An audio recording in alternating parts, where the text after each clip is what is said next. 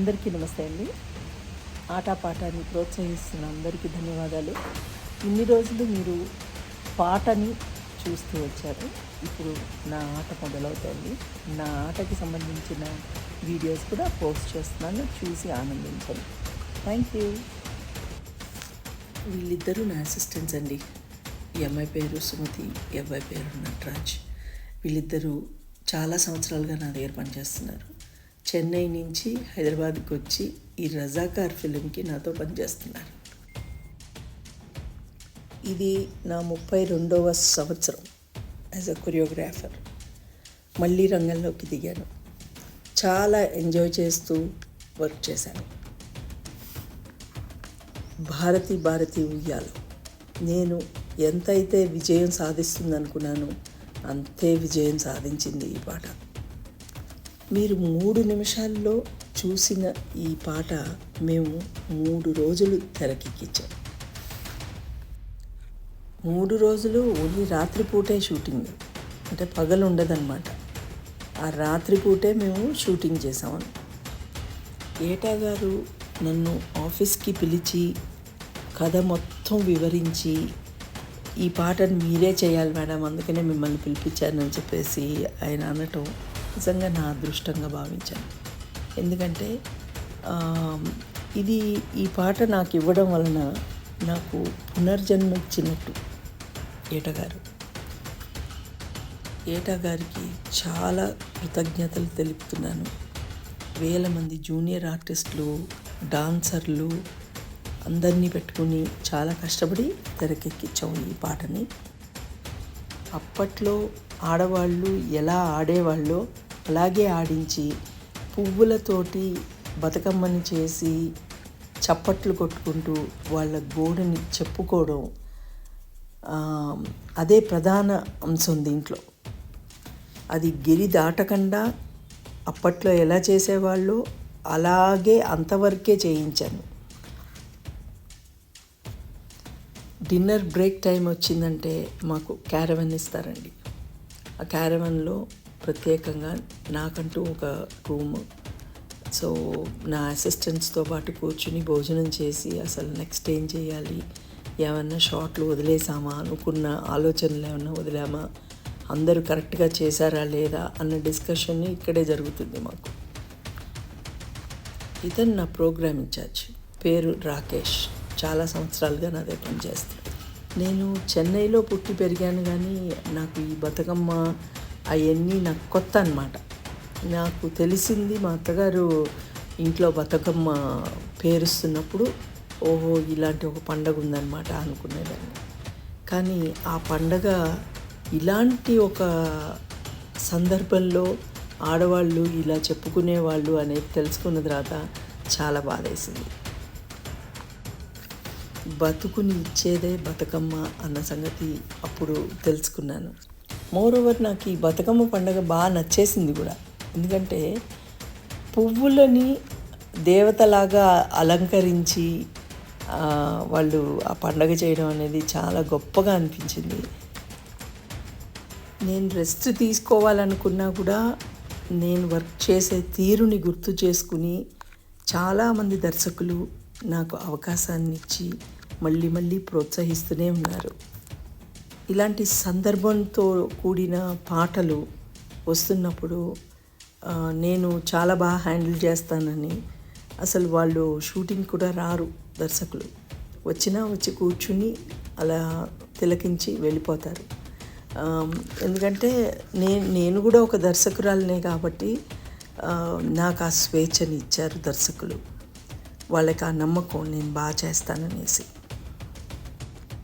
సినిమాలో నేను చేసిన పాట ఎప్పుడైనా సరే అతుకులాగా ఉండదు.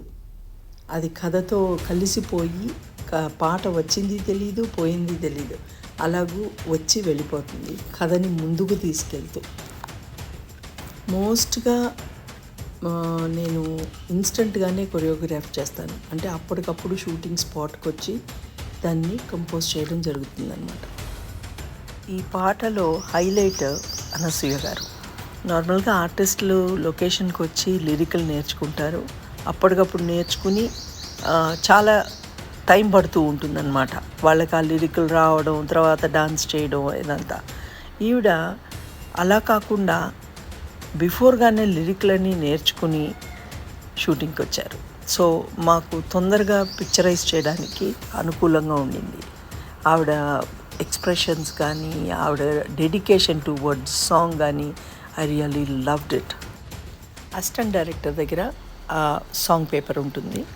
ఆ పేపర్లో మొత్తం ఎన్ని షాట్లు, ఏ లిరిక్ అన్నీ టిక్ వేసుకుంటూ వస్తాం అనమాట. అయిపోయే కొద్దీ కొట్టేస్తూ వస్తాం.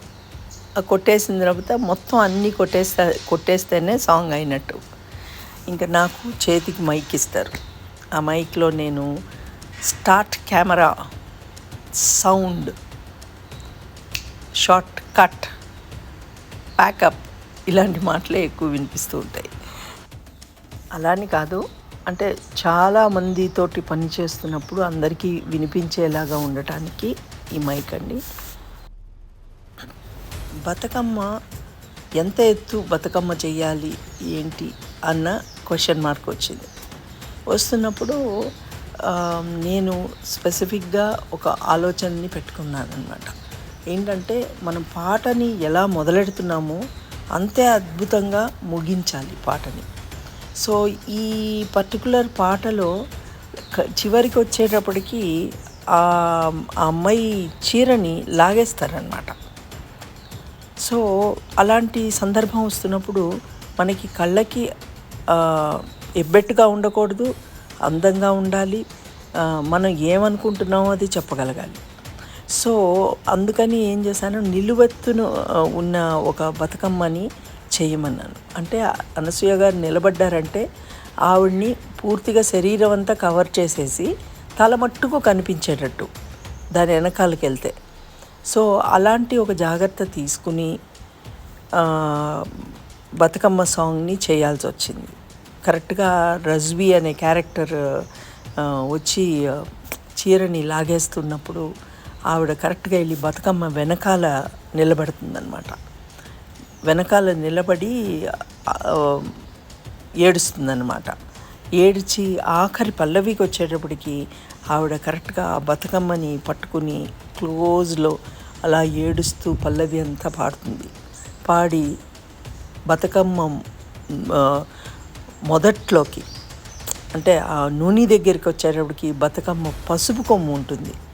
ఆ పసుపు కొమ్ము దగ్గర ఆవిడ వేదనని ఏడుస్తూ చెబుతూ ఉంటే వాడు అక్కడ కొడతాడనమాట. కొడుతున్నప్పుడు ఈవిడ ఇక్కడ అమ్మా అని అరవడం. సాంగ్ అయ్యాక మా ఏటగారి పుట్టినరోజు సెలబ్రేషన్ స్టార్ట్ అయింది. మేము అందరం వెళ్ళి ఆయన్ని బ్లెస్ చేసి ఆయన పెద్ద డైరెక్టర్ అవ్వాలని మనస్ఫూర్తిగా కోరుకున్నాను ఆ రోజున. నిజంగానే ఆయన now he is a very big director. God bless